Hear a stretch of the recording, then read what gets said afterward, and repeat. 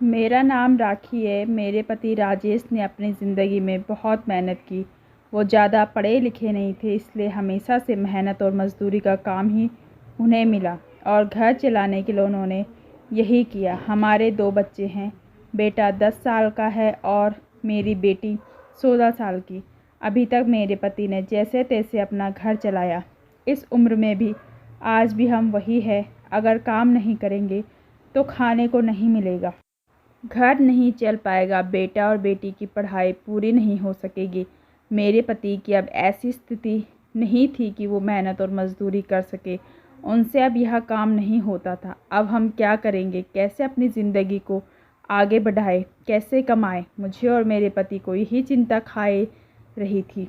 नौकरी नहीं है तो अब क्या? फिर मुझे एक दिन बैठे यह ख्याल आया, क्यों ना हम एक छोटा सा ढाबा खोल लें, शहर के बाहर, जहाँ से वाहन और गाड़ियाँ आती जाती रहती है, जहाँ टिन का छोटा सा छपरा बनाकर चाय और खाने का एक छोटा सा ढाबा खोल सकते हैं। मैंने अपने पति से कहा। उन्होंने कहा कि दुकान खोलने के लिए पैसे। मैंने कहा टिन का छपरा लगाना है, बस उसके लिए पैसे लगेंगे, बाकी सारा खाना बनाने का सामान हम घर से ले जा सकते हैं। थोड़े पैसे मैंने अपने परिचित से मांगे ताकि हम अपना छोटा सा ढाबा शुरू कर सकें। उनके मन में अभी भी संकोच था। वो बार बार मना कर रहे थे, लेकिन मैंने कहा हम एक बार कोशिश करते हैं और ज़्यादा कुछ नहीं लगेगा। कुछ दिनों तक मनाने के बाद वो मान गए और हमने एक छोटा सा ढाबा शुरू कर दिया। पहले दिन और मैं और पति वहाँ अपने ढाबे पर बैठे थे, लेकिन कुछ खास लोग नहीं आए। ढाबा छोटा और ऊपर से सभी खाने वाले पहले ही अपने ढाबे फिक्स किए होते हैं कि उन्हें कहाँ रुकना है और कहाँ खाना है। हमारा पहला दिन निराशा भरा था। कुछ दिन ऐसे ही गए। कोई इक्का दुक्का लोग चाय पीने रुका करते थे, लेकिन इतना नहीं होता था कि हम उससे अपना घर चला सके। मेरे पति फिर से किसी काम की तलाश में लग गए। उन्हें एक काम मिल गया जहाँ पैसे कम थे लेकिन कम मजदूरी थी। उन्होंने वो कर लिया, लेकिन मैंने ढाबे पर जाना नहीं छोड़ा। अब मैं अपने बेटे और बेटी के साथ वहाँ जाने लगी। हमने हिम्मत नहीं हारी और धीरे धीरे कुछ लोग हमारे यहाँ आने लगे। 1 महीने में ग्राहक और भी ज़्यादा आने लगे। कोशिश करते करते अब हमारे यहाँ रुकने लगे थे। उन्हें घर जैसा खाना मिल रहा था, इसलिए हमारा छोटा सा ढाबा चल निकला। मेरे पति जितना कमाते उससे ज़्यादा अब ढाबे से कमाई होने लगी। देखते ही देखते हमने जो ढाबा छोटा सा खोला था, उससे हमारी आर्थिक स्थिति में बहुत सुधार हो गया। जो कर्जा लिया था वो भी उतर गया। हमें एक नई उम्मीद मिल गई। सब कुछ अच्छा चल रहा था। ढाबा को खोले 6 महीने हो गए थे। हमारे चेहरों पर रंगत आ गई थी, लेकिन फिर कुछ ऐसा हुआ जिसके बारे में मैंने भी नहीं सोचा था। एक दिन घर से जब हम लोग ढाबे के लिए जा रहे थे, तब मेरे पति कहते हैं, ढाबा आज से बंद, कोई भी वहाँ नहीं जाएगा। यह कहते वक्त वो बड़े गुस्से में थे। ऐसा गुस्सा मैंने उनके चेहरे पर आज तक नहीं देखा। मैंने बोला, क्या हुआ? क्या बोल रहे? इतना अच्छा हमारा ढाबा चल रहा है, आपको क्या हो गया है? वो बोले, मैंने कहा ना, कोई भी अब वहाँ नहीं जाएगा, ना तू ना तेरी बेटी।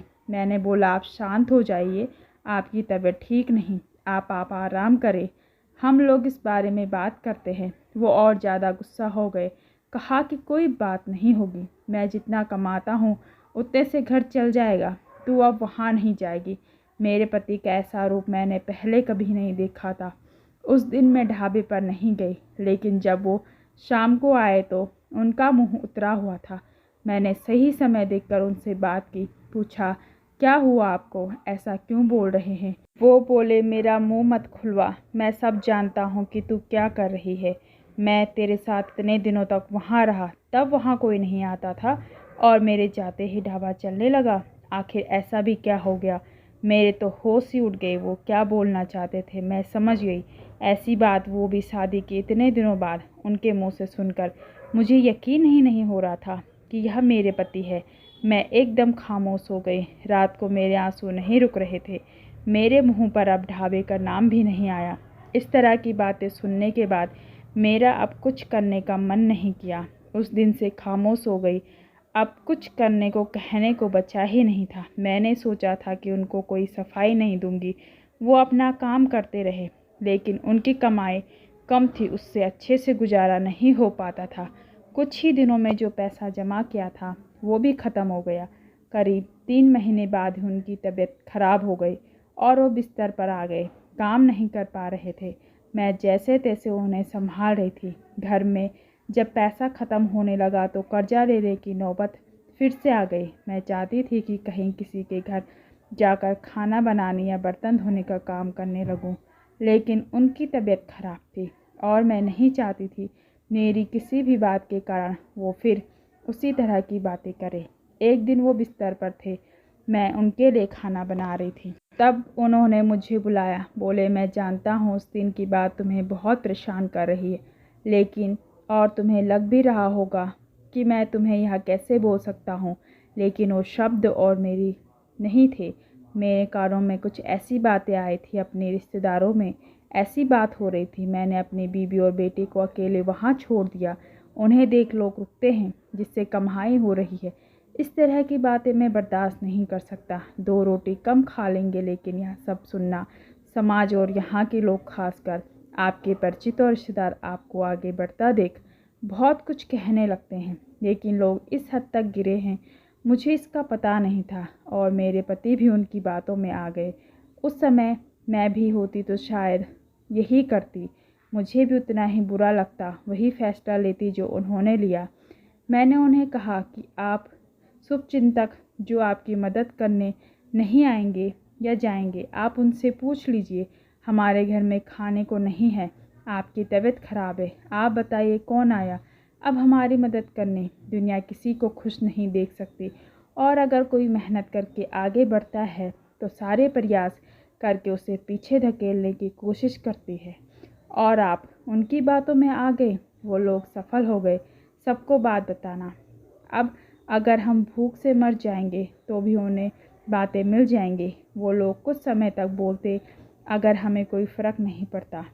वो थक कर हार मान लेते, वो पीठ पीछे इस तरह की बकवास कर लेते, सामने आने की तो उनमें हिम्मत भी नहीं होती। उस दिन मेरे पति की आंखें खुल गई। उन्होंने कहा, तुम सच बोल रही हो, मैं ही पागल था। लोगों को सफाई देने और उनके आगे अच्छा बनने में अपना नुकसान कर लिया। जब हम गलत नहीं हैं तो हमें सफाई क्यों देना, क्यों डरना। मुझे माफ़ कर दो, हमें नहीं उन्हें बदलना होगा अपनी सोच, और अगर नहीं बदले तो क्या हमें कोई अपने कर्म करते रहना चाहिए। क्या अब हम फिर से कुछ कर सकते हैं। मैंने कहा, कभी भी देर नहीं होती है, हम अब भी कर सकते हैं। मेरे पति बोले, मैं भी अब तुम्हारा साथ दूंगा अगर तुम चाहो तो। मैंने हाँ कहा और एक बार फिर कोशिश की। थोड़ी मुश्किल हुई, लेकिन धीरे धीरे गाड़ी फिर पटरी पर आने लगी। अगर आपको मेरी कहानियाँ पसंद आती है तो मेरे चैनल को लाइक, कमेंट, शेयर करें एंड सब्सक्राइब करना ना भूलें।